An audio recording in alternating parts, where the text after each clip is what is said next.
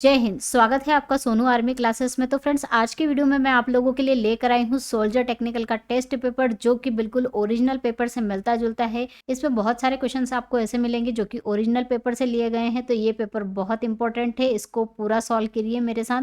तो चलिए copy pen लेकर रेडी हो जाइए और इस टेस्ट पेपर को हम स्टार्ट करते हैं। तो चलिए इस पेपर का हम सेक्शन ए शुरू करते हैं, जो कि किसका है, जीके का, यानी कि जनरल नॉलेज का। चलिए क्वेश्चन नंबर फर्स्ट है, which Indian president was elected for second term. किस भारतीय राष्ट्रपति को दूसरे कार्यकाल के लिए भी चुना गया था। मतलब एक कार्यकाल तो उन्होंने पूरा कर लिया था, दूसरे कार्यकाल के लिए भी उन्हें चुना गया था। तो राजेंद्र प्रसाद एकमात्र ऐसे प्रधानमंत्री थे जिन्हें दूसरे कार्यकाल के लिए भी चुना गया था। Bangladesh was created in which year. Bangladesh किस वर्ष बनाया गया था। तो बांग्लादेश का जो सन था वो था 1971 में। नेक्स्ट क्वेश्चन है, international non violence day is observed on. अंतर्राष्ट्रीय अहिंसा दिवस कब मनाया जाता है। तो फ्रेंड्स, इसको याद रखने का तो बहुत अच्छा तरीका है कि महात्मा गांधी अहिंसा के पुजारी थे और उनका जन्म दिवस कब मनाया जाता है, 2 अक्टूबर को। तो इसलिए अहिंसा दिवस और महात्मा गांधी दोनों का जो जन्म दिवस और दोनों की जो तारीख है वो एक ही है। तो ये कब मनाया जाता है, 2 अक्टूबर को। The largest island of the world is. विश्व का सबसे बड़ा द्वीप कौन सा है। आइलैंड पूछा है फ्रेंड्स, ध्यान रखना, द्वीप जो कि क्या है, ग्रीनलैंड है। नेक्स्ट क्वेश्चन है, अ जज of supreme court can hold office up to the age of. उच्चतम जो न्यायालय है उसका न्यायाधीश किस आयु तक वो पद धारण कर सकता है। तो उसकी जो आयु होनी चाहिए 65 ईयर्स, मतलब वो 65 वर्ष की आयु तक रिटायर होता है। यहाँ रिटायरमेंट की डेट पूछी है, ठीक है, ध्यान रखना है, वो ज्वाइनिंग का नहीं है। रिटायर कब तक हो सकता है, कब तक वो काम कर सकता है, 65 वर्ष तक।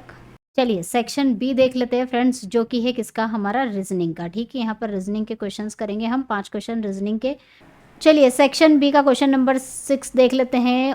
One term in the following number series is wrong, find the wrong term. अब एक श्रृंखला देके रखी है, उसमें आपको इन सारे नंबरों में से एक गलत नंबर बताना है। तो वो आपको तभी पता चल सकता है जब आप इनमें रिलेशन फाइंड आउट कर लो। कैसे फाइंड आउट कर सकते हैं हम इसमें रिलेशन, 112 है, 112 के बाद 114 कब मिला, जब हमने उसमें क्या जोड़ दिया, 2। ये 2 जुड़ा है यहाँ पे। उसके बाद 114 में 120 मिला है यहाँ पर, तो 120 हमें कब मिलेगा, जब हम क्या जोड़ देंगे, यहाँ पर 6 जोड़ेंगे। चलिए ठीक है, हमने 6 जोड़ दिया। उसके बाद 124 कब मिलेगा, जब आप इसमें 120 में कितने जोड़ोगे, यहाँ पर 4 जोड़ोगे। चलिए ठीक है, ये भी ठीक है। 124 के बाद 132 कब मिलेगा, जब आप उसमें कितना जोड़ोगे, तो इसमें 8 जब जोड़ते हैं हम तो हमें 132 मिलता है। और 132 में आप कितने जोड़ोगे, 10 जोड़ोगे तो आपको 142 मिलेगा। 142 में आप कितने जोड़ोगे, 12 जोड़ोगे तो 154। तो फ्रेंड्स, सीरीज़ में 2 जुड़ रहा है, 8, 10, 12, मतलब जो नंबर हैं हर बार 2 2 जुड़ते जा रहे हैं। ठीक है, तो यहाँ पर है इन 2 नंबरों के बीच में गड़बड़ हो गई है। ये तो 8, 2, 10, 2, 12, ये 2 से शुरुआत भी हो गई। अब यहाँ पर नंबर क्या जुड़ना चाहिए था, यहाँ पर 2 की जगह पे क्या जुड़ना चाहिए था, 2 और जुड़ना चाहिए था, मतलब 4 जुड़ता।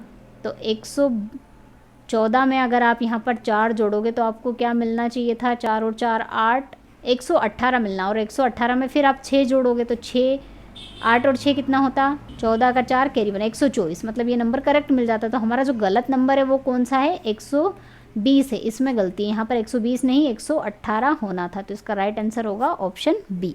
क्वेश्चन नंबर 7 है, A is older than B. चलिए लिख लेते हैं हम कि ए बी से बड़ा है। आगे इन्होंने कहा है कि सी इज़ ओल्डर देन बी, मतलब कि सी जो है बी से बड़ा है। सी बी से बड़ा है लेकिन ए से छोटा है। ए से क्या है, ये छोटा है। ठीक है, आगे इन्होंने कहा है डी इज़ यंगर देन ई, मतलब कि जो डी है ई और बी दोनों से छोटा है। डी ई और बी इन दोनों से छोटा है, और बी ई से बड़ा है। तो ज्ञात कीजिए कि सबसे छोटा यानी कि सबसे यंगेस्ट कौन है। तो चलिए हम इन इक्वेशनों का यूज़ करके ही ऐसी इक्वेशन बनाते हैं जिनको इनको घटते क्रम में हम जमाएंगे। तो सबसे पहले हम ए से शुरुआत करते हैं। तो ए क्या है, बी से बड़ा है, तो हमने बी के पहले ए को लिख लिया। और जो बी है, बी से बड़ा कौन है, सी है। बी से ए भी बड़ा है और बी से सी भी बड़ा है, इसलिए मैंने दोनों आगे लिख लिए। और क्या कहा गया कि जो सी है वो ए से छोटा है, मतलब ये सी जो है ए से छोटा है, इसलिए ये कहाँ आएगा, ए के बाद में और बी के पहले। इन दोनों का तो हमने यहाँ पर सेट कर दिया। उसके बाद डी की बात करते हैं। डी कहाँ है, डी ई से छोटा है, मतलब ई आएगा ई पहले आएगा और डी बाद में, क्योंकि डी क्या है ई से छोटा है और डी क्या है बी से भी छोटा है, तो हाँ डी बी से छोटा है तो हमने उसके बाद ही लिखा है।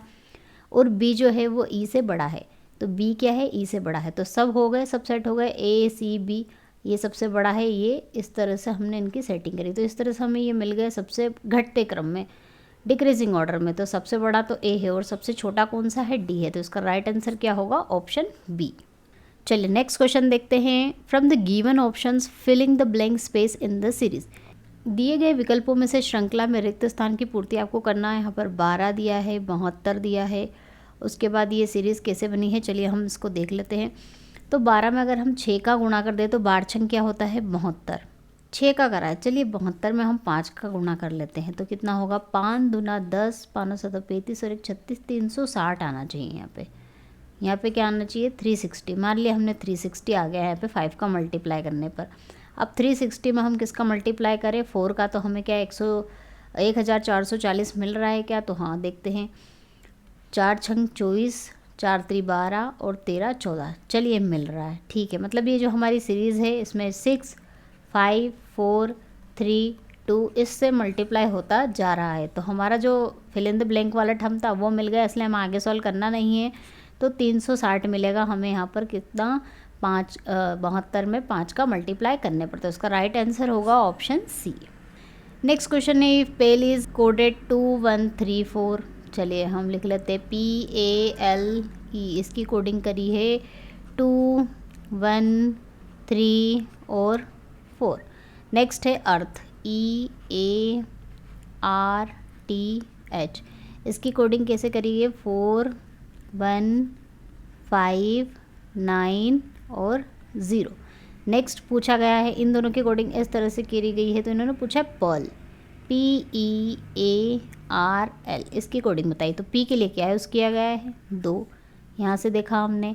E के लिए 4 यूज़ किया गया है, A के लिए 1 यूज़ किया गया है, R के लिए 5 यूज़ किया गया है और L कहाँ है, L के लिए 3 यूज़ किया गया है। तो हमारा जो वर्ड मिला, मतलब हमें अल्फ़ाबेट मिले मैचिंग वाले, वो क्या है 241, कहाँ पर है ये 24153, तो इसका राइट आंसर होगा ऑप्शन बी। नेक्स्ट क्वेश्चन है, out of the given alternatives fill in the blank space in the series. दिए गए विकल्पों में से श्रृंखला में रिक्त स्थान की पूर्ति कीजिए। तो इन्होंने किस तरह से शब्द बनाए, जैसे ये BMX, B से मिला D N और W F O और U, B के बाद C छूटा है, D के बाद E छूटा है और F, मतलब एक एक अल्फ़ाबेट छूट रहा है और नेक्स्ट अल्फ़ाबेट हमें मिल रहा है। तो F के बाद क्या छूटेगा, G छूटेगा और हमें मिलेगा H। चलिए M के बाद N आ गया डायरेक्ट, N के बाद डायरेक्ट O आ गया है, तो O के बाद डायरेक्ट क्या आ जाएगा, P आ जाएगा, ये भी हो गया। अब इसमें है रिवर्स जा रहा है U के बाद क्या छूटा है V और W के बाद कुछ नहीं छूटा है और हमें क्या मिला X, मतलब यहाँ पर 0 अल्फ़ाबेट छूटा है, यहाँ पर कुछ भी अल्फ़ाबेट नहीं छूटा है, यहाँ पर एक अल्फ़ाबेट छूटा है रिवर्स में। U के बाद V छूटा और W, तो इसके पहले 0 1 और यहाँ क्या आना चाहिए -2 -2, इसके पहले क्या आएगा R के बाद S और T छूटेगा और U आएगा। तो इस तरह से इसकी कोडिंग क्या होगी, HPR। इसका थर्ड सेक्शन होता है फ्रेंड्स सेक्शन C, जो कि होता है किसका, फिजिक्स का। यहाँ पर फिजिक्स के 15 क्वेश्चंस पूछे जाते हैं, तो हम फिजिक्स के 15 क्वेश्चन सॉल्व कर लेते हैं। और इस सेक्शन को स्टार्ट करने से पहले फ्रेंड्स मैं आपको बता दूं, अगर आप चैनल पर अभी भी नए हो तो सब्सक्राइब करना ना भूलें और नोटिफिकेशन बेल को प्रेस करना ना भूलें, ताकि लेटेस्ट वीडियो की नोटिफिकेशन आपको मिल सके।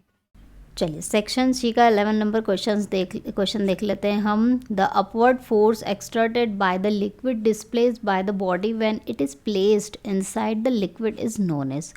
पिंड द्वारा विस्थापित द्रव के अंदर रखे जाने पर ऊपर की ओर लगने वाला जो बल कहलाता है। तो किसी भी द्रव के अंदर कोई सी भी वस्तु रखी होती है, तो द्रव के द्वारा जो वस्तु के ऊपर की ओर एक बल लगता है, उसे क्या कहा जाता है, उत्प्लावक बल, यानी कि बियॉन्ड फोर्स। नेक्स्ट क्वेश्चन हम देखते हैं, a stone throw upward with the initial velocity of 50 metre per second, what is the maximum height that the stone will reach. तो क्या कहा गया है कि 50 मीटर पर सेकेंड के प्रारंभिक वेग से ऊपर की ओर एक पत्थर फेंका गया है। तो प्रारंभिक वेग मतलब u की वैल्यू यहाँ पर दे के रखी है 50, और ऊपर की ओर पत्थर को फेंका गया है नीचे से ऊपर की ओर। तो इन्होंने पूछा जो मैक्सिमम हाइट है दैट स्टोन विल रीच, तो इसकी जो हाइट है मैक्सिमम ये वाली जहाँ तक पत्थर पहुँचेगा और वापस लौट के आ जाएगा, ये आपको ज्ञात करना है।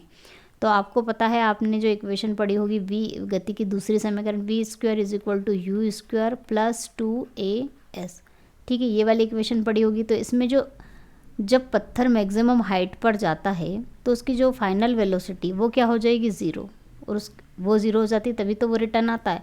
तो इसलिए ये तो हो जाएगी ज़ीरो, और इनिशियल वेलोसिटी हमको दे के रखी है 50 का स्क्वायर प्लस 2, और ए की जगह ए क्या है, त्वरण है, और त्वरण इसके ऊपर कौन सा लगेगा, इसके ऊपर सिर्फ जी ही लगेगा, और जी ऊपर जाने पर क्या होता है, नेगेटिव होता है।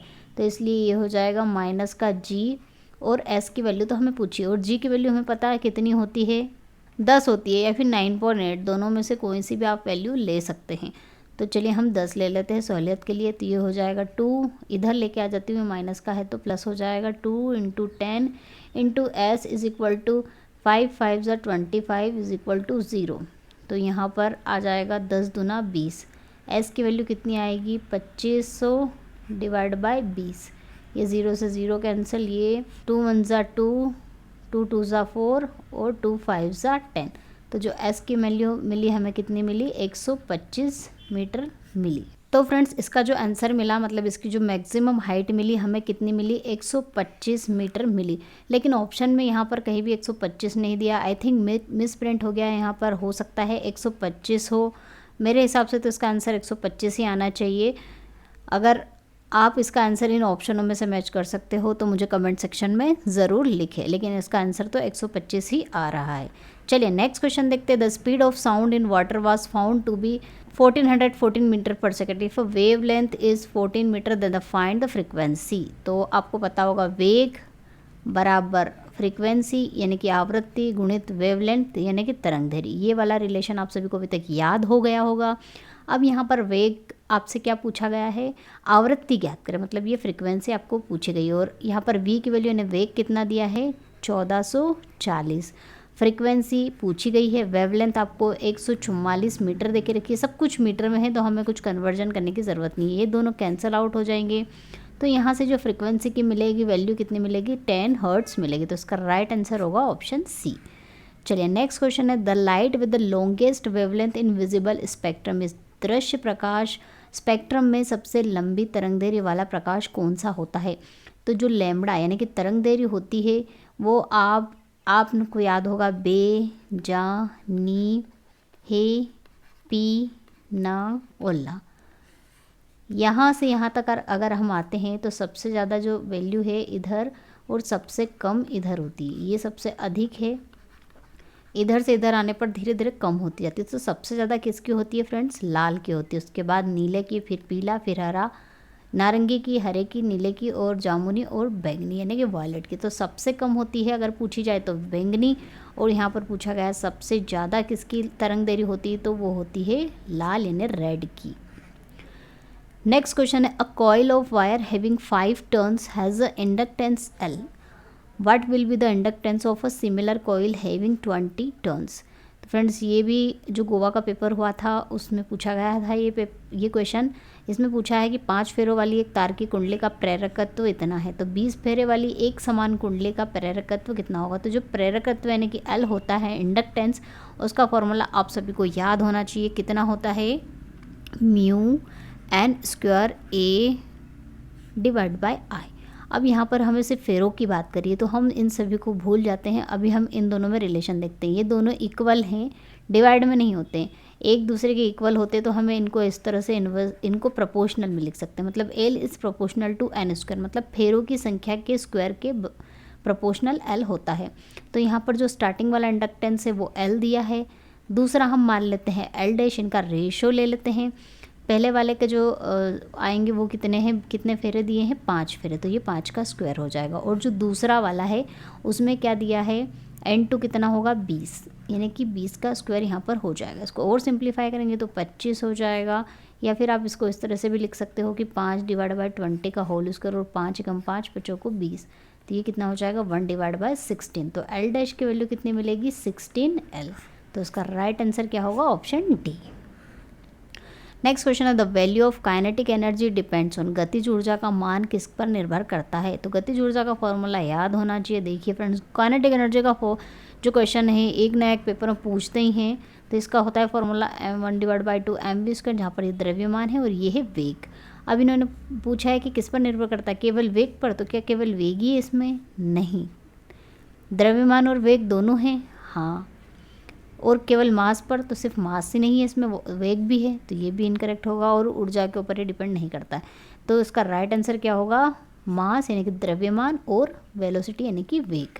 What is the unit of force in a CGS system? CGS प्रणाली में बल की इकाई क्या है? तो वैसे तो बल की इकाई आप सभी को पता होगी क्या होती है, न्यूटन होती है, ऐसा यूनिट। लेकिन सीजीएस पद्धति में भी कभी कभी क्वेश्चंस आ जाते हैं। तो यहाँ पर सीजीएस पद्धति में आप पूछा गया है बल की यूनिट, जो कि होती है डाइन।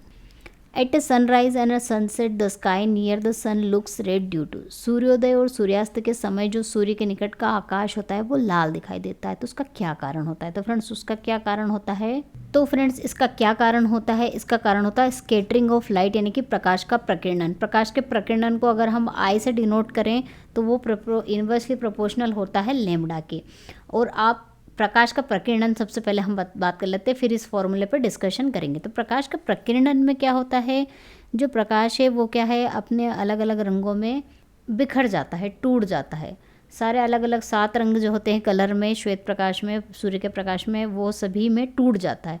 अब टूटने पर क्या होता है, हमें सिर्फ आकाश लाल ही क्यों दिखाई देता है, दूसरे कलर क्यों नहीं दिखाई देते? तो आपको पता होगा, मैंने अभी बताया था, जो रेड लाइट है उसकी तरंग दैर्घ्य सबसे ज़्यादा होती है। तो उसकी तरंग दैर्घ्य सबसे ज़्यादा होती है, इसलिए उसका जो प्रकीर्णन है, ये प्रकीर्णन होता है, स्कैटरिंग ऑफ लाइट होता है, ये क्या होगा, सबसे कम होगा। तो वो सबसे कम प्रकीर्णित हो जाता है, सबसे कम स्कैट होता है, इसलिए उसका जो वही कलर हमें आकाश में दिखाई देता है। तो इसलिए सूर्योदय और सूर्यास्त से समय हमें कौन सा कलर, लाल दिखाई देता है, और उसका कारण है प्रकाश का प्रकीर्णन।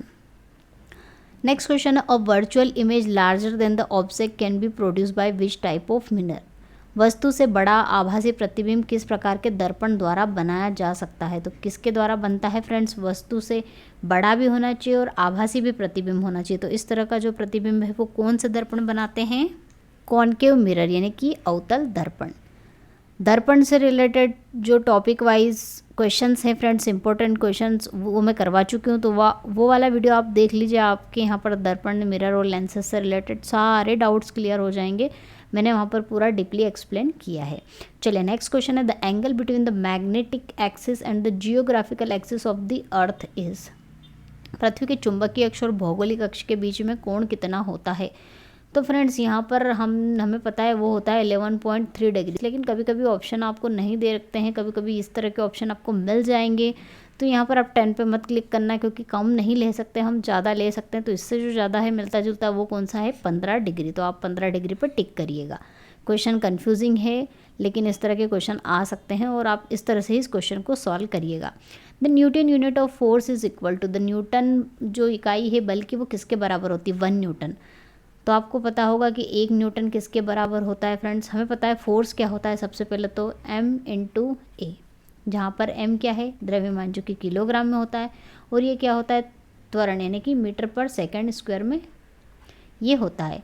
अब इन सब की वैल्यू, इसका जो फोर्स है डिफाइन कैसे होता है कि 1 किलोग्राम वाले वस्तु पर अगर 1 मीटर पर सेकंड का त्वरण से अगर वो गति करती है तो उस पर 1 न्यूटन का बल लगता है। ये 1 न्यूटन की डेफिनेशन होती है। तो 1 न्यूटन किसके बराबर होता है? 1 kg इंटू 1 मीटर पर सेकंड स्क्वायर के। तो इसका राइट आंसर होगा 1 kg मीटर पर सेकंड स्क्वायर।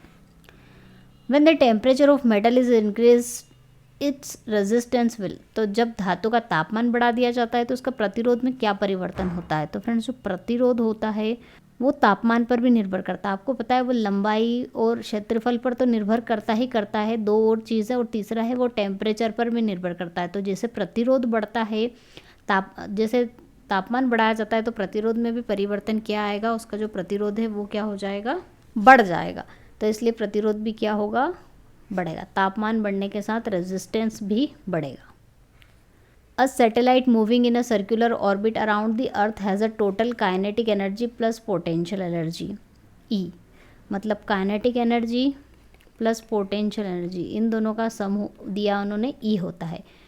किसका? पृथ्वी के चारों ओर एक वृत्ताकार कक्षा में घूम रहे उपग्रह की कुल ऊर्जा। ये कुल ऊर्जा है वो किसके बराबर है? काइनेटिक एनर्जी और गतिज ऊर्जा और स्थितिज ऊर्जा के सम के बराबर है।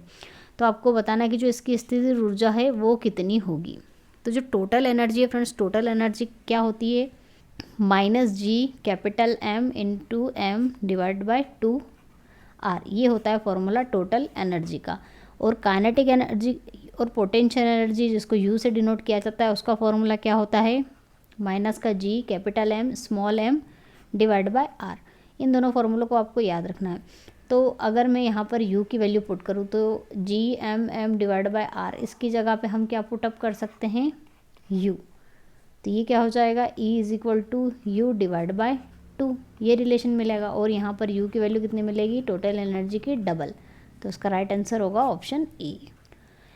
नेक्स्ट क्वेश्चन है, beta particles from various radio active sources है, विभिन्न रेडियोधर्म स्रोतों से बीटा कणों में होता है। तो बीटा कणों में क्या होता है फ्रेंड्स, डिफरेंट जो सोर्स है, एक यहाँ से बीटा कण मिला, एक यहाँ से बीटा कण मिला, तो अलग अलग स्रोत से हमें बीटा कण जो मिलते हैं उनमें क्या सिमिलरिटी होती है, क्या समान होता है, तो उनका क्या होता है, समान मास होता है, यानी कि समान द्रव्यमान। नेक्स्ट क्वेश्चन है, if a wire of resistance R is melted and recast to half its length, then what will be the new resistance of the wire. यदि एक प्रतिरोध R दे के रखा है, उसे पिघलाकर उसकी लंबाई से आधी कर दिया जाए तो तार का नया प्रतिरोध क्या होगा। तो फ्रेंड्स इसमें हमेशा गलती करते हो आप, और ये क्वेश्चन आप नोट कर लीजिए, वेरी IMP क्वेश्चन है और इसका आंसर पक्का आप गलत करके आओगे ही आओगे अगर आपने मेरा ये सॉल्यूशन ध्यान से नहीं देखा तो। हमें पता है जो रेजिस्टेंस होता है उसका फॉर्मूला होता है ρL डिवाइड बाय A। तो आप क्या करोगे, एरिया और इसको छोड़ दोगे, R is proportional to L होता है, और लेंथ को आधा कर दिया है, लंबाई को आधा कर दिया, तो उसका प्रतिरोध जो नया आएगा वो क्या हो जाएगा, उसका डबल हो जाएगा या फिर R/2 हो जाएगा, इस तरह से कुछ होगा। तो ये गलत है, सिर्फ लंबाई ही कंसिडर नहीं की जाती, उसमें एरिया भी कंसिडर किया जाता है। देखिए जब तार को तोड़ा जाता है और उससे नया तार बनाया जाता है तो उसका जो वॉल्यूम होता है, आयतन, उसमें कोई परिवर्तन नहीं आता है, आयतन उसका एज इट इज़ रहता है। और आयतन क्या होता है, एरिया इनटू लेंथ। तो पहला वाला जो तार है उसका आयतन यानी कि एरिया A1 और लेंथ L1 किसके बराबर होगा, दूसरा वाला जो नया तार बनाया तोड़ के उसके आयतन के, मतलब दोनों के आयतन क्या होंगे, बराबर होंगे। तो यहाँ से A1 डिवाइड बाय A2 की वैल्यू निकल जाएगी, वो क्या निकलेगी, L2 डिवाइड बाय L1। और हमें पता है कि जो दूसरा वाला तार की लंबाई है वो पहले वाले की क्या कर दी गई है, आधी कर दी गई है, मतलब L1 divide by 2 divide by L1, L1 से L1 कैंसिल हो जाएगा, तो इन दोनों का जो रेशो मिलेगा वो आपको मिलेगा 1 डिवाइड बाय 2। अब आप ये जो फॉर्मूला है इसमें वैल्यू पुटअप करेंगे। पहला वाला रेजिस्टेंस मान लिया हमने R, rho as it is, लंबाई L, एरिया A1 मान लेते हैं। दूसरा वाला R' मान लेते हैं, रो सेम रहेगा, लंबाई इसकी आधी कर दी गई है, ऐसा कहा है क्वेश्चन में यहाँ पर। और एरिया A1 की वैल्यू हम यहाँ से क्या रख सकते हैं, A2 की वैल्यू हम क्या रख सकते हैं, यहाँ से अगर निकलेगी तो ट्वाइस ऑफ A1। इसको अगर हम सिंप्लीफाई करेंगे तो ये दोनों कैंसिल हो जाएंगे, L से L कैंसिल हो जाएगा, और क्या बचेगा, ये दोनों कैसे कैंसिल हो गए वो आपको बताती हूँ। ये ऊपर बचा 1/A1, नीचे क्या मिलेगा 1/4A1। अब और आगे इसको मैं सॉल्व करके यहाँ बताती हूँ, ये 4A1 ऊपर चला जाएगा और A1 नीचे रह जाएगा, और A1 से A1 कैंसिल हो जाएगा, यहाँ मिलेगा R डिवाइड बाय R'। तो R' की वैल्यू कितनी मिलेगी, R डिवाइड बाय 4। तो ये ध्यान रखिएगा, इसका आंसर हमें ये नहीं टिक करना है, ये गलत हो जाएगा, आपको R डिवाइड बाय 4 टिक करना है, और वो कैसे आया मैंने आपको एक्सप्लेन कर दिया है। इसका नेक्स्ट सेक्शन है फ्रेंड्स सेक्शन डी, जो कि है किसका, मैथ्स का। अभी भी अगर आप वीडियो को देख रहे हो तो वीडियो को लाइक करना ना भूलें, क्योंकि जितनी मेहनत आप करते हो उतनी मेहनत आपके साथ हम भी करते हैं, तो वीडियो को लाइक तो बनता ही है, तो एक लाइक ज़रूर कीजिएगा। नेक्स्ट क्वेश्चन है, LCM of 2 number is 140। LCM 140 है और HCF 7 दे के रखा है। If 1 number is 35 find the other number. तो फ्रेंड्स ये रिलेशन आपको याद रखना है, ये भी IMP क्वेश्चन है। LCM और HCF का ये IMP क्वेश्चन है, और इसमें आपको रिलेशन याद रखना है कि 2 नंबर मान लिया X और Y है, उन दोनों का जो गुणनफल मल्टीप्लिकेशन होता है वो किसके बराबर होता है, HCF इंटू LCM के बराबर होता है। तो पहला नंबर तो आपको 35 दे के रखा है, दूसरा नंबर इन्होंने पूछा है, और HCF की वैल्यू 7 दे के रखी है, और LCM 140 दिया है। सभी वैल्यू पुटअप करके आप वैल्यू निकाल सकते हैं Y की। ये हो जाएगा 7 पंजे 35, 5 1 5, 5 2 10, 5 8 40। तो जो y की वैल्यू मिलेगी कितनी मिलेगी 28, तो इसका राइट आंसर होगा ऑप्शन बी। चलिए नेक्स्ट क्वेश्चन देखते हैं। The average age of 20 student in a class is 15 year. चलिए x1 x2 up to x20, 20 student लिखने जाऊंगी तो बहुत लंबा हो जाएगा, इतना लंबा नहीं, आप डॉट लगा सकते हो। और एवरेज है, कैसे निकाला जाता है, उनका सम करके कितने नंबर हैं, कितने स्टूडेंट्स हैं उनसे डिवाइड करके। तो ये कितना दिया, आपको दिया ऑलरेडी 15। यहाँ से हम इनका सम निकाल लेंगे, कितना होगा 15 दूना 30, 300 निकलेगा। आगे कहा है कि यदि टीचर की एज इज़ इंक्लूड, मतलब 20 स्टूडेंट तो ऑलरेडी उसमें थे, उसके बाद उसमें एक और पर्सन आ गया है टीचर, मैं टी मान लेती हूँ, तो टोटल कितने हो जाएंगे 21। इनका जो एवरेज है वो क्या दिया है, इंक्रीज़ बाय 1, तो यहाँ 15 था, इंक्रीज़ बाय 1 कर देंगे तो 16 हो जाएगा। अब यहाँ से सब निकालेंगे, अगर हम 16 और 21 का मल्टीप्लाई कर देंगे तो कितना मिलेगा, 16 एकम 16, 16 दूना 32 और 1 33, 336। और यहाँ से यहाँ तक की वैल्यू हमारे पास कितनी है 300, तो वो रख दीजिए, 300 plus x of t is equal to 336। ये यहाँ से आके माइनस हो जाएगा, तो जो टीचर है उसकी एज आ जाएगी कितनी 36। तो कितने साल हैं टीचर की एज कितनी है 36 साल। चलिए नेक्स्ट क्वेश्चन है। Population of a village is 12,000, there are 52% males in village, find the number of females in the village. एक गांव की जनसंख्या कितनी है, टोटल कितनी है 12,000। अब इन्होंने कहा है कि गांव में जो 52% क्या है पुरुष है, तो गांव में महिलाओं की संख्या ज्ञात कीजिए। तो टोटल में फ्रेंड्स क्या होगा, फीमेल और मेल, यानी कि महिला और पुरुष दोनों मिलकर इतनी जनसंख्या बनाएंगे। अब इन्होंने कहा है कि गांव में 52% पुरुष है, 52%। अब 52% किसका 52%, टोटल का 52%, तो ये हो जाएगा 52 इंटू 12,000 डिवाइड बाय 100। टोटल का 52% मेल है, तो आपको फीमेल यानी कि औरतों की संख्या ज्ञात करनी है। तो ये इस तरह से हमने इक्वेशन बना ली, इसको हम यहाँ अच्छे से लिख लेते हैं। फीमेल हमें पता नहीं, मेल कितने प्रतिशत है, टोटल का 52%, टोटल का 52% डिवाइड बाय 100, ये थे मेल।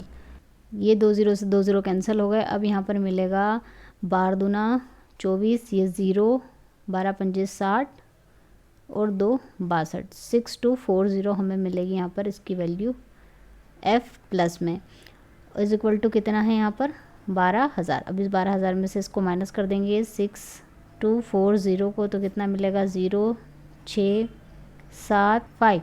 तो जो फीमेल की संख्या मिली वो कितनी मिली 5760। चलिए नेक्स्ट क्वेश्चन देखते हैं। The simple interest on a certain sum of money for 6 month at 4% per annum is 150 rupees, then find the sum. एक निश्चित राशि पर 6 महीने के लिए 4% प्रतिवर्ष की दर से साधारण ब्याज 150 रुपये है, तो राशि ज्ञात कीजिए। पहले तो हम साधारण ब्याज का फॉर्मूला लिख लेते हैं। सिंपल इंटरेस्ट क्या होता है, P into r into t divide by 100। अब इस क्वेश्चन में पक्का आप लोग गलती करके आओगे, क्योंकि यहाँ पर दिया है 6 महीने के लिए, और ये जो फॉर्मूला है हम 1 साल के लिए अप्लाई करते हैं। तो यहाँ पर 6 महीने, 6 महीने का मतलब कितना है, आधा साल है ना, ये आधा साल होगा। तो यहाँ पर आर जो टी है 6 नहीं रखेंगे, 1/2 रखेंगे। क्यों, क्योंकि यहाँ पर ये साल के लिए होता है फॉर्मूला, तो यहाँ पर साल की वैल्यू रखेंगे। तो 150 रुपये, पी तो इन्होंने पूछा है, सम इन्होंने बोला है 150 रुपये होगा। आर की वैल्यू कितनी 4% है, समय आधा साल यानी कि 6 महीने दिया है, डिवाइड बाई 100। सिंप्लीफाई कर लेंगे इसको, तो ये हो जाएगा 150, ये 100 का मल्टीप्लाई हो जाएगा, 4 डिवाइड में चला जाएगा, 2 ऊपर हो जाएगा, 2 एकम 2, 2 दूना 4, 2 7 ज़ा 14, 2 5 ज़ा 10, ये हो जाएगा 7500। तो जो प्रिंसिपल यानी कि सम आया वो कितना आया 7500। नेक्स्ट क्वेश्चन है। The number of student in classes are in the ratio of 2:3 3:4। If the 12 student are increase in each the ratio changes 8:11 14। Find the total number of student in the classes at the beginning. 3 कक्षाओं में छात्रों की संख्या का अनुपात इतना है, यदि प्रत्येक में 12 विद्यार्थी बढ़ा दिए जाए तो अनुपात इतना हो जाता है। तो आरंभ की 3 कक्षाओं में जो विद्यार्थी की कुल संख्या है वो आपको ज्ञात करना है। तो हम मान लेते हैं कि पहले जो 3 कक्षाएं थी उनमें रेशो कितना 2 है, तो 2x टोटल स्टूडेंट निकाल लेते हैं यहाँ से 3x, और ये 4x इज इक्वल टू कितने निकलेंगे 9x, ये निकलेंगे टोटल स्टार्टिंग वाले स्टूडेंट। अब इन्होंने कहा है कि हर एक में 12 जोड़ देंगे, मतलब ये 8x ये हो जाएगा। हम स्टार्टिंग के 2 रेशो ले लेते हैं, इनको लेके सॉल्व कर लेते हैं क्वेश्चन। तो ये 2x में 12 जोड़ देंगे और 3x में 12 जोड़ देंगे, तो इनका रेशो कितना हो जाएगा 8:11। हम ये लास्ट वाला नंबर वाला रेशो नहीं ले रहे, कोई सा भी 2 आप लेके सॉल्व कर सकते हो। लास्ट के 2 ले लो, स्टार्टिंग के 2 ले लो, कोई से भी लेके सॉल्व कर सकते हो। तो मैंने स्टार्टिंग के 2 ले लिए, वो है 8 = 11 हो जाता है अगर दोनों में 12 स्टूडेंट ऐड हो जाते। तो अब इसको सिंप्लीफाई करें, यहाँ से 2 कॉमन ले लेती हूँ तो ये हो जाएगा x, और ये 2 से ये 8 कॉमन कैंसिल हो जाएगा, तो यहाँ पर 4 मिलेगा। 3x + 12 ये 11, ये क्रॉस मल्टीप्लाई कर देंगे हम तो 11x 66, ये हो जाएगा 3 चौक 12x 12 चौक 48। इधर आके ये माइनस हो जाएगा, यहाँ x बचेगा, ये इधर आके माइनस हो जाएगा, इसमें से इसको माइनस कर देंगे तो यहाँ कितना मिलेगा 8 8 8 16, और इसमें से माइनस कर देंगे तो 1 18। तो x की वैल्यू 18 आ गई। अब इन्होंने कहा कि टोटल स्टूडेंट आपको स्टार्टिंग में जो थे वो बताना है, तो वो कितने 9x थे, तो x का मल्टीप्लाई कर देंगे तो 18 90 18 9 का कितना होता है 162। तो कितने थे स्टार्टिंग में जो कुल संख्या थी वो विद्यार्थियों की तीनों कक्षाओं में 162। नेक्स्ट क्वेश्चन है, in an examination a candidate must secure 40% marks to pass. A candidate who gets to 220 marks fail by 20 marks. What are the maximum marks for the examination? एक परीक्षार्थी में एक उम्मीदवार को उत्तीर्ण होने के लिए 40% अंक प्राप्त करने होंगे। पासिंग मार्क्स कितने होने चाहिए, उसको कितने आने चाहिए 40%। ये है पासिंग वाले।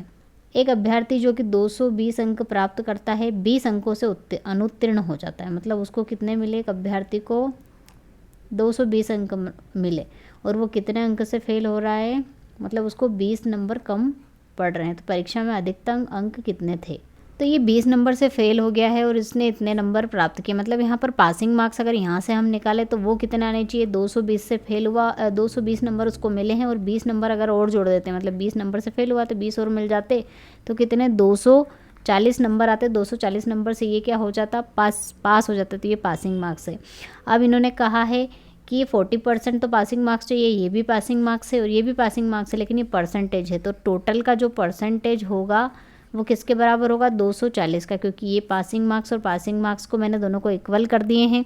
अब यहाँ से आप इसका परसेंटेज x की वैल्यू आपको निकालनी होगी, तो 240 ये 100 मल्टीप्लाई में चला जाएगा, 40 नीचे चला जाएगा, ये 0 से 0 कैंसिल हो गई, 4 छंकी 24 60 और 600। तो x = मिला हमें कितना 600। तो x क्या माना था हमने टोटल मार्क्स, तो यहाँ परीक्षा के लिए अधिकतम जो अंक हैं वो कितने हैं 600 होंगे।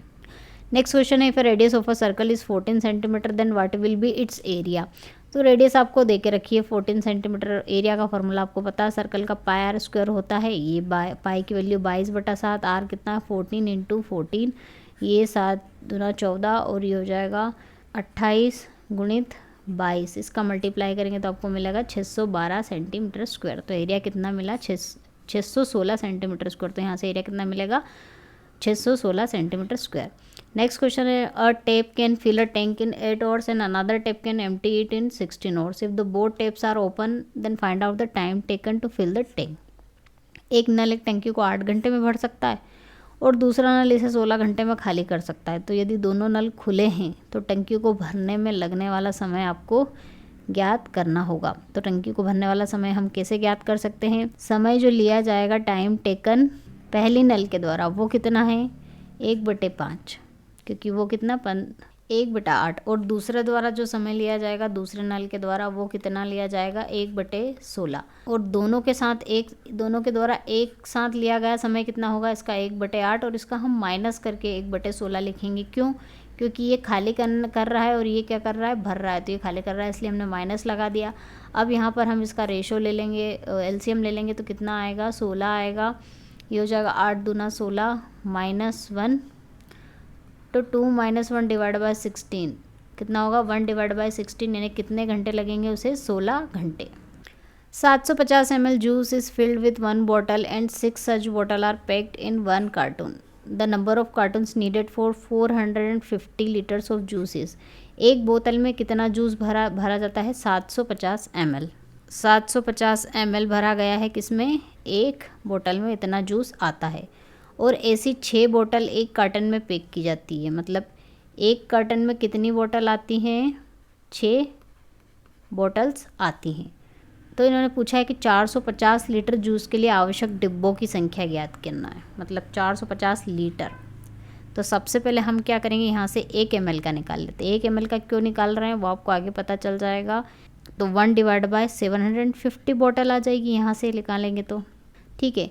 अब 1 ml में हम मल्टीप्लाई कर देंगे 1000 का, क्योंकि 1000 का मल्टीप्लाई ml में करते हैं तो 1000 मिलीलीटर बराबर कितना होता है, 1 लीटर। तो ये हो जाएगा 1000 डिवाइड बाय 750 बॉटल्स आ जाएंगी 1 लीटर के लिए। लीटर में अगर कन्वर्ट करना हो तो ये लीटर में कन्वर्ट हो गया। यहाँ से इसका रेशो हमें कितना मिला, 5 दूना 10, 5 एकम 5, 5 25, 5 को 20 और 5 3 15, 4/3 बॉटल्स का हमें यहाँ पर रेशो मिल गया 1 लीटर बराबर। अब इन्होंने क्या कहा है कि 450 लीटर, तो 1 लीटर का इतनी बोतल लग रही है, तो 450 के लिए कितनी लगेगी, इधर मल्टीप्लाई कर देंगे तो 450 लीटर के लिए आ जाएगा 3 एकम 3, 3 पंजे 15, 150 गुणित 4। अब इसका मल्टीप्लाई कर देंगे इसमें, 4 पंजे 20, 4 एकम 4, 600 बॉटल्स। तो 450 लीटर के लिए कितनी बोतल की ज़रूरत पड़ी, 600। अब इन्होंने क्या कहा, 600 बॉटल आ गई। अब बॉटल नहीं, इन्होंने आवश्यक डिब्बों की संख्या।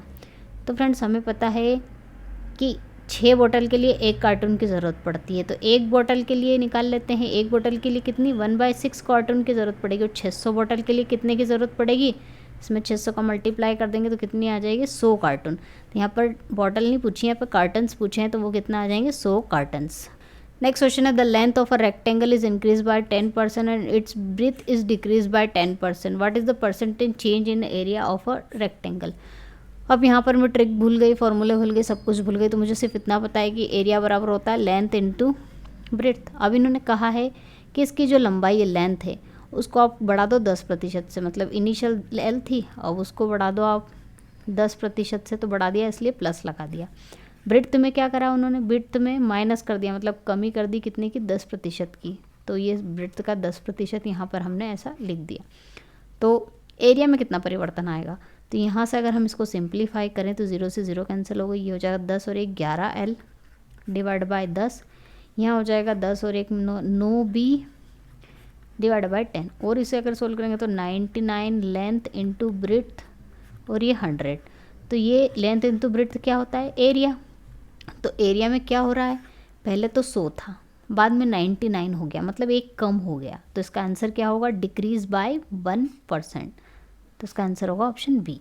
The speed of a train is 40 kilometer per hour if the crosses a pole in 18 second, find the length of the train. तो फ्रेंड्स लेंथ की स्पीड का फॉर्मूला, ट्रेन की स्पीड का फॉर्मूला, जब आपको लेंथ दे के रखी हो तो लेंथ डिवाइड बाय टाइम होता है। तो स्पीड आपको दे के रखी है 40 किलोमीटर पर आवर में दे के रखी है, और लेंथ पूछी गई है, समय आपको 18 सेकंड में दिया। अब इसको आपको मीटर पर सेकंड में कन्वर्ट करना होगा, तो आपको क्या करना पड़ेगा, 5 डिवाइड बाय 18 से मल्टीप्लाई करोगे तो मीटर पर सेकंड में कन्वर्ट हो जाएगा। और ये लेंथ डिवाइड बाय 18, ये 18 से 18 कैंसिल हो गया, बच्चों को 20, तो लेंथ कितनी आ गई, 200 मीटर। फ्रेंड्स जितने भी क्वेश्चन यहाँ पर मैं मैथ्स के और दूसरा टॉपिक से कर रहा हूँ, सारे IMP है, कहीं ना कहीं किसी ना किसी पेपर में रिपीट हुए हैं या फिर इनके आने के बहुत ज़्यादा चांसेस है। तो ये जो टेस्ट पेपर मैंने बनाया है, ये पूरा IMP क्वेश्चनों से मिलकर बनाया है। तो इस टेस्ट पेपर को आप सॉल्व कीजिएगा, उसको बिल्कुल नहीं छोड़िएगा। तो चलिए नेक्स्ट क्वेश्चन देखते हैं। If the cost of 2 table हमने मान ली x और 3 चेयर, इन दोनों की मिला के कितनी है, 500 रुपये हैं। तो आपको 8 टेबल और 12 चेयर की कीमत बतानी है। तो 8 अगर मैं इसमें मल्टीप्लाई कर दूँ इस इक्वेशन में 4 का, तो कितना हो जाएगा, 4 दूना 8, 4 3 12 हो गया। 8 टेबल और 12 चेयर की कीमत कितनी आएगी, इसमें भी 4 का मल्टीप्लाई हो जाएगा, तो कितना हो जाएगा, 5 को 20 यानी कि 2000। तो इसकी कीमत कितनी आएगी, 2000। नेक्स्ट क्वेश्चन है, a dice is thrown once, find out the probability of getting numbers. एक पासे को एक बार उछाला जाता है तो संख्याएं आने की प्रायिकताएं ज्ञात कीजिए। तो डाइज में कितने ऑप्शन होते हैं, 6 ऑप्शन होते हैं।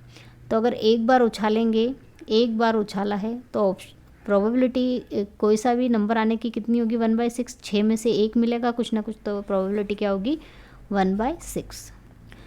If the simple interest on a certain sum of money 2 years at 5% is 320, find out this some.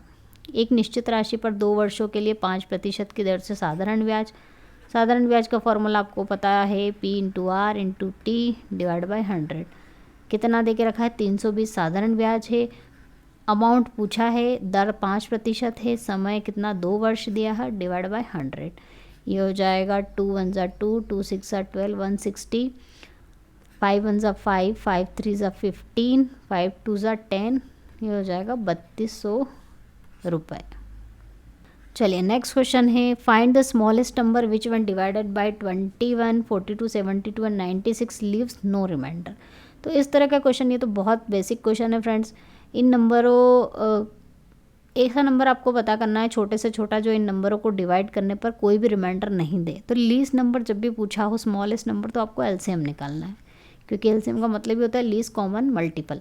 Least मतलब छोटा, तो इसलिए छोटे के लिए हम एलसीएम निकालते हैं। तो हम यहाँ पर एलसीएम निकाल लेंगे किसका, 21, 42, 72 और 96, इसका एलसीएम निकालेंगे। सबसे पहले 2 से डिवाइड करेंगे, ये नहीं होगा, 2 2 ज़ा 4, 2 1 ज़ा 2, 2 3 ज़ा 6, 2 6 ज़ा 12, 2 4 ज़ा 8, 2 8 ज़ा 16, अगेन 2 से हो जाएगा, ये 21 नहीं होगा, ये भी नहीं होगा, 2 1 ज़ा 2, 2 8 ज़ा 16, 2 2 ज़ा 4, 2 4 ज़ा 8, अगेन ये हो जाएगा 2 से कितना मिलेगा, ये नहीं होगा, ये भी नहीं होगा, 2 8 ज़ा 2 9 ज़ा 18, 2 1 ज़ा 2, 2 2 ज़ा 4, अगेन 2 से हो जाएगा, ये 2 6 ज़ा 12, अगेन 2 से हो जाएगा 2 21 21 9, और 2 3 ज़ा 6, 3 से करेंगे अब इसको, 3 7 ज़ा 21, 3 7 ज़ा 21, 3 3 ज़ा 9, 3 1 ज़ा 3, अगेन 3 से होगा 7 7 और 1, और अगेन 7 से हो जाएगा, फिनिश हो जाएगा।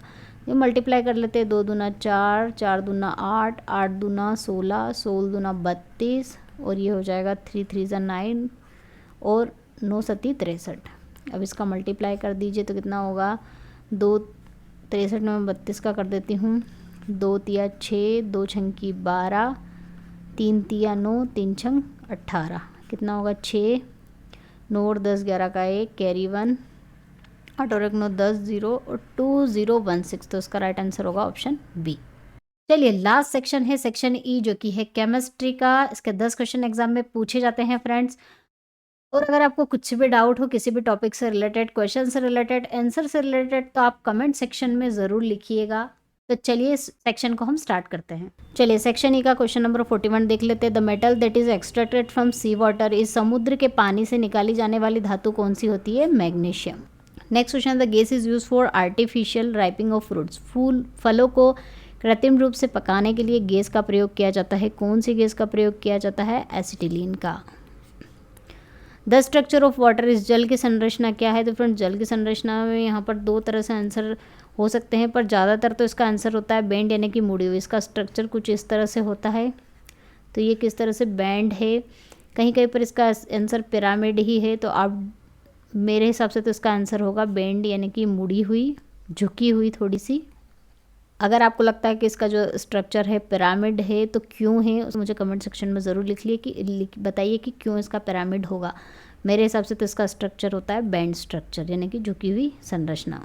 The metal is always kept in kerosene, धातु को हमेशा मिट्टी के तेल में रखा जाता है, किसको, सभी को पता होगा, सोडियम को। The strongest acid among the following is HCl, hydrochloric acid. यहाँ पर 2 ऑप्शन दिए हैं, यहाँ पर 2 ऑप्शन आपको HCl दिखा रहोगे, HCl नहीं है, HClO3 है, मिस प्रिंट हो गया, तो इसका राइट आंसर होगा HCl, hydrochloric acid. Which of the following is a Nobel metal, Nobel metal कौन सी है, गोल्ड, यानी कि सोना। Which is the chemical formula of heavy water, तो हैवी वाटर का केमिकल फॉर्मूला फ्रेंड्स क्या होता है, D2O। Atomic mass of oxygen, oxygen का परमाणु द्रव्यमान कितना होता है, सभी को पता है कितना होता है, 16, O16, 16 होता है। Neutrons are present in all atoms except, neutron सभी परमाणु मौजूद होते हैं सिवाय किसके, हाइड्रोजन के, क्योंकि ये सबसे छोटा एटम होता है और इसमें प्रेजेंट नहीं होते हैं, क्योंकि इसमें 1H1 होता है और इसमें माइनस करेंगे तो इसकी संख्या कितनी आ जाएगी, 0 आ जाएगी, इसलिए न्यूट्रॉन्स इसमें प्रेजेंट नहीं होते, बाकी सभी तत्वों में न्यूट्रॉन्स होते हैं। Number of electrons and neutrons of an element is 18 and 20 respectively, its mass number is, तो मास नंबर क्या होता है, नंबर ऑफ इलेक्ट्रॉन और न्यूट्रॉन इन दोनों को प्लस कर दीजिए तो मास नंबर आ जाता है, तो ये 18 + 20 यानी कि 38 इसका आंसर होगा।